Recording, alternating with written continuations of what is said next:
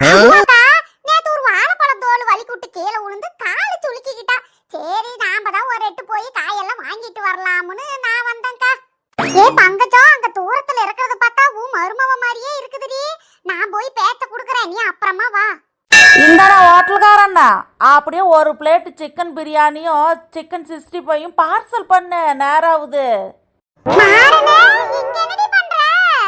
ஐயோ, இது யாரு நம்மள கூப்பிடுறது? நாமளே மாமியாருக்கு தெரியாம வந்தா இன்னைக்கு நம்ம வசமா மாட்டிக்கிட்டோமே. மாறனே, என்னடி நீ மட்டும் வந்திருக்கிற? உன் மாமியார காணோம். அத்தை, பெரியத்த, நான் என்னான்னு சொல்லுவேன், ஏதுன்னு சொல்லுவேங்கத்த.